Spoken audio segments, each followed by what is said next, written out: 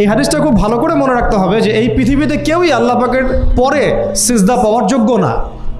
এমনকি নবীদেরকেও আল্লাহ পাক সিজদা করতে বলেন নাই, কিন্তু সেই নবী আমাদেরকে কিন্তু বলেছিলেন যে যদি আল্লাহ পরে কাউকে আমি সিজদা করতে বলতাম তাহলে আমি স্বামীদেরকে সিজদা করতে বলতাম। এটাকে তসলিমা নাসরিন স্টাইলে বুঝলে হবে না। ওরা এটাকে এইভাবে নিবে যে ইসলাম মেয়েদেরকে দাসত্বের শৃঙ্খলা আবদ্ধ করতে চাচ্ছে, হ্যাঁ, আত্মস্বাধীনতা দিবে না ইত্যাদি। আমরা দেখব পরকালে আমি জান্নাতে যেতে পারছি কিনা। আল্লাহ পাকের হুকুমের চাইতে আমার কাছে কোনো যুক্তি বড় নয়। আল্লাহ পাকের হুকুমের চাইতে আমার কাছে কোনো যুক্তি, বিজ্ঞান, প্রযুক্তি এগুলো বড় মানদণ্ড নয়। শুধুমাত্র স্বামীর আনুগত্য, বিশ্বাস, সম্মানের বদৌলতে দেখা যায় যে পুরোটা জীবন এই বেচারা আপনার জন্য ঢেলে দিবেন ইনশাআল্লাহ। আর এই জায়গায় যদি দেখা যায় ঘাটতি থাকে তখন কোনো কোনো ক্ষেত্রে ভালোবাসা যথেষ্ট হয়ে ওঠে না। এবং আপনারা জানেন এই শহরে ডিভোর্সের সংখ্যা দিন দিন বাড়ছে। কেন? এইগুলো মেজর কারণ আছে।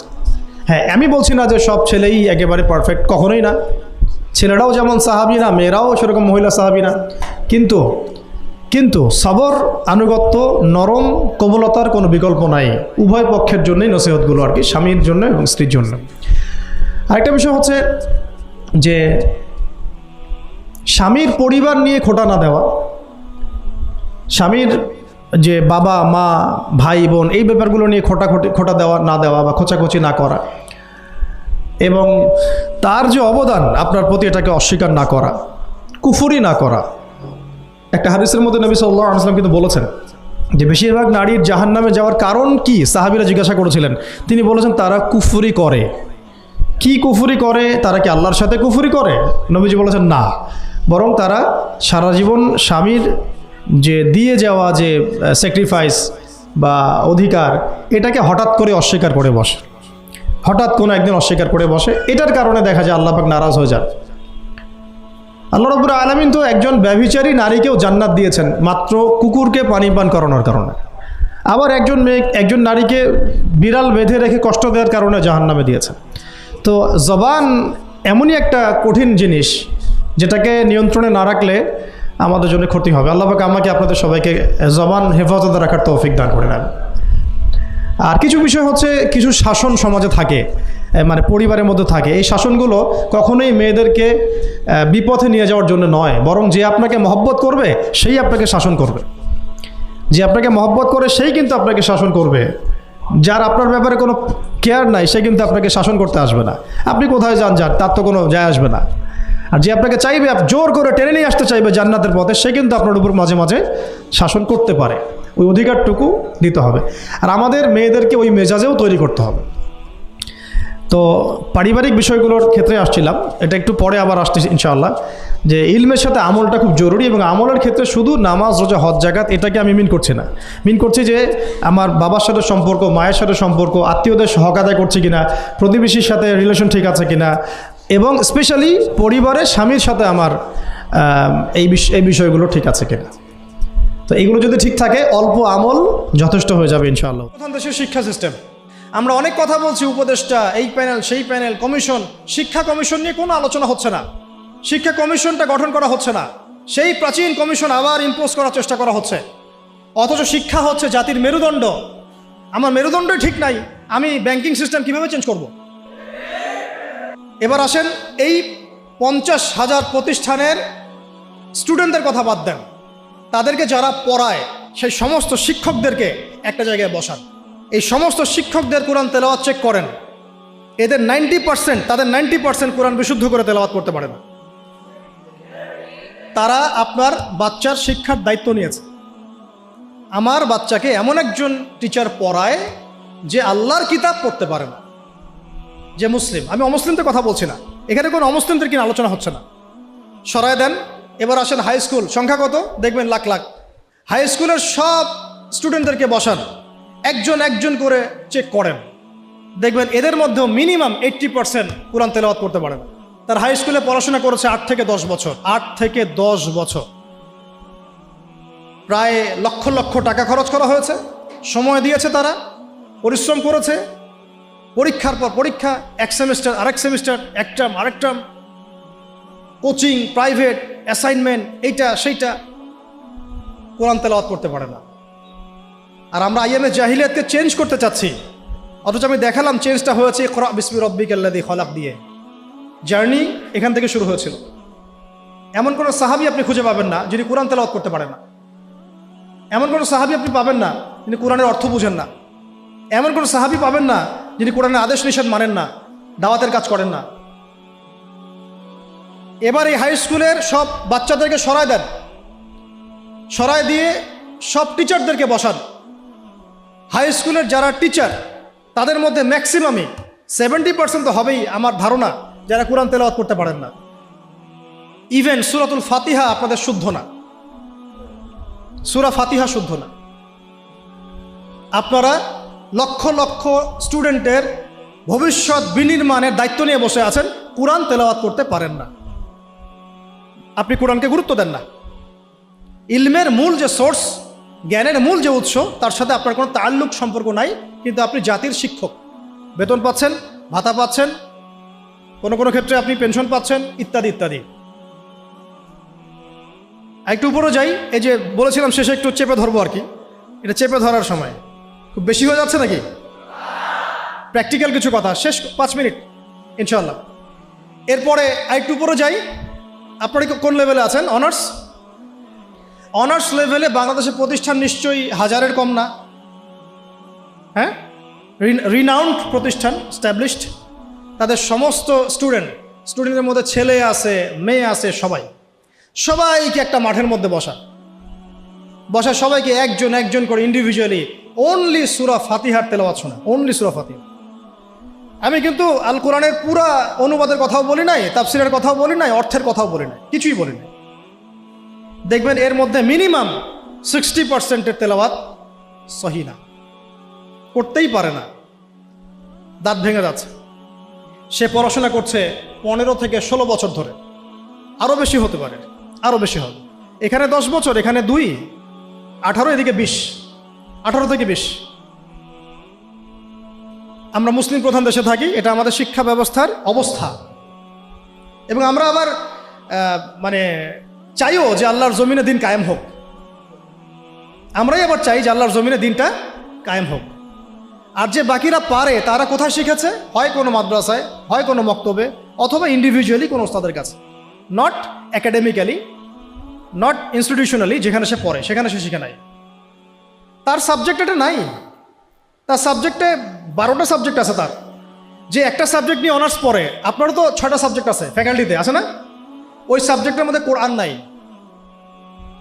তাফসির বলিনি আমি, অর্থও বলি নাই, হিফসও বলি নাই, ভাষাও বলি নাই, কোরআনের সাহিত্যের কথাও বলি নাই, শুধু বলেছি কোরআন তেলাওয়াতটুকু নাই। আপনারা কি দাবি করেন যে আপনারা মুসলিম প্রধান দেশে থাকেন?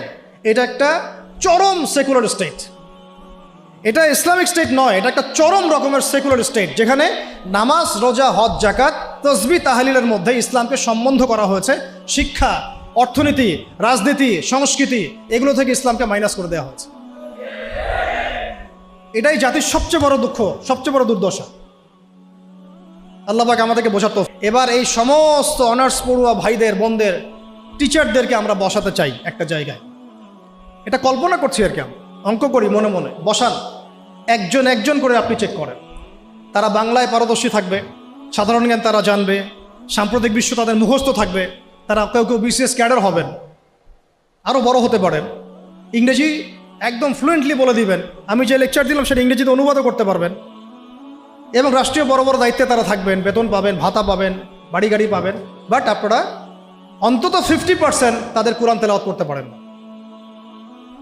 আপনারা লক্ষ লক্ষ তরুণ প্রজন্মের মেরুদণ্ড গড়ার কারিগরের দায়িত্ব নিয়েছেন কোরআন ছাড়াই, কোরআনের সাথে কোনো রকম সম্পর্ক ছাড়াই। হ্যাঁ, ওই বয়সে গিয়ে অনেকে হয়তো চিল্লা দিচ্ছেন, তাবলীগে সময় দিচ্ছেন, বা কোনো মসজিদে যাচ্ছেন, কোনো হুজুরকে ধরছেন, ধরে শিখছেন। তাদের সংখ্যা 0.111%, 0.0011%, খুবই কম। বেশিরভাগ তো বলছেন যে ফ্রি মিক্সিং থাকলে সমস্যা নাই, ক্লাসে এগুলো পড়ানোই যায়, ট্রান্সজেন্ডার এটা কোনো বিষয় না, হ্যাঁ, রিবা এটা কোনো বিষয় না, এই যুগে কি ওইসব বিষয় চলে, এগুলো মৌলবাদী বিষয়, ইত্যাদি ইত্যাদি। আপনারা পশ্চিমাদের ভাষায় কথা বলছেন। এবার এই সব সরায় দেন, মাস্টার্সের ভাইদেরকে বসান, সেম অবস্থা, লম্বা করছে না। মাস্টার্সের টিচারদেরকে বসান, সেম অবস্থা। এখন বাইরে আছে আমাদের বেসরকারি ইংলিশ মিডিয়াম প্রতিষ্ঠানগুলো, তাদেরকে বসান, সেম অবস্থা। কিন্তু কোনো কোনো ক্ষেত্রে দেখা যায় তাদের মধ্য থেকে কোরআনের হাফেজ বের হয়েছে। এমনও ইংলিশ মিডিয়াম স্কুল আছে, আমি নিজেও একসময় কাজ করেছি। আমাদের পড়াশোনার ব্যাকগ্রাউন্ড তো এগুলোই ছিল আর কি। ওখানেও দেখতাম অনেক হাফেজ আছে, হচ্ছে, প্রাতিষ্ঠানিকভাবে হচ্ছে অথবা বেসরকারিভাবে হচ্ছে বা ব্যক্তিগত উদ্যোগে হচ্ছে। তো ইংলিশ মিডিয়াম প্রতিষ্ঠানগুলোকে বসান, সেম অবস্থা দেখবেন।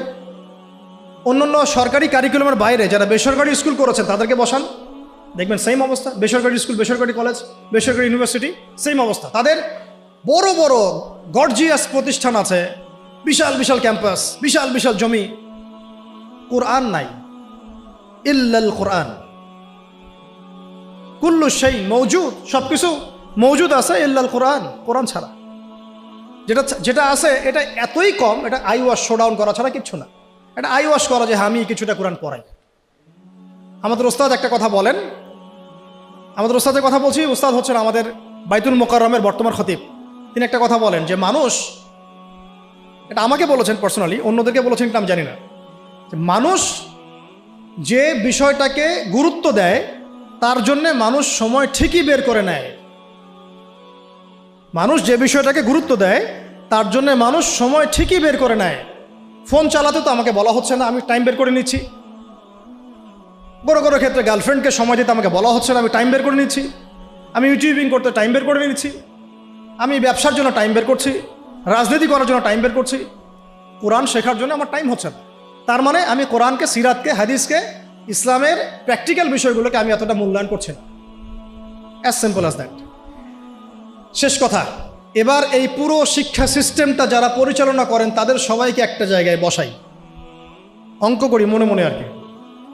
সবাইকে একটা কনফারেন্স হলে বসায় দেন, যারা যারা এই শিক্ষা সিস্টেমটাকে ডিল করে, যারা নীতি নির্ধারক, পলিসি মেকার এই শিক্ষা সিস্টেমের, যেটা বিগত প্রায় 40-50 বছর থেকে চলছে মুসলিম কান্ট্রিতে আর কি, যার ভুক্তভোগী আমরা সবাইকে আপনি একটা জায়গায় বসান। আমি গ্যারেন্টি দিচ্ছি তাদের 80% সূরা ফাতিহা পড়তে পারে না। আরও বেশি হইতে পারে। আমি কমায় বলছি। বাকি যারা পারে তারা ব্যক্তিগত উদ্যোগে শিখেছে। এবার আরেকটু উপরে যাই, এই শিক্ষা কমিশনটা যারা নিয়ন্ত্রণ করে এই সমস্ত পার্লামেন্ট সদস্যদেরকে বসান, তারাই তো নিয়ন্ত্রণ করে, তাই তো? 360 জনকে বসান, স্পিকার সাহেব সহ। তাদের মধ্যে কেউ কেউ হয়তো সহিহ বুখারী পড়েছে বলে দাবি করে আর কি। তো যাই হোক, তাদেরকে বসান একটা জায়গায়। এটা আমি বিনয়ের সাথে বলছি, লজ্জার কিছু নাই এবং আঘাত করতে চাচ্ছি না। এটা তাদেরও তো পরকাল আছে না, আল্লাহর সাথে তো তাদেরও সাক্ষাৎ করতে হবে। যদি বলে আমাদেরকে কেউ দাওয়াত দেয় নাই, আমরা সেই জায়গা দিচ্ছি না, আমি দাওয়াত দিয়েছি আপনাকে, আমি আপনাকে দাওয়াত দিয়েছি, এটা আপনার দলিল, হুজ্জাত। এই 360 জনকে বসান, বসিয়ে আপনি তাদের সবার কোরআন তেলাওয়াতটা চেক করেন। আমি আপনাকে গ্যারান্টি দিচ্ছি তাদের 90% বিশুদ্ধ করে কোরআন তেলাওয়াত করতে পারেন। তারা পুরো রাষ্ট্রের শিক্ষা সিস্টেমটাকে নিয়ন্ত্রণ করছেন, পলিসি মেকারদেরও পলিসি মেকার। আরও বেশি হবে।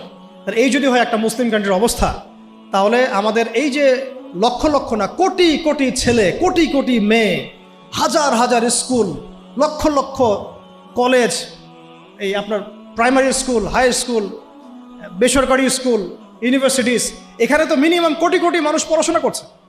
এই কোটি কোটি মানুষের শিক্ষার দায়িত্ব যারা নিয়েছেন তারা কোরআনুল কারীমকে মূল্যায়ন করেন নাই।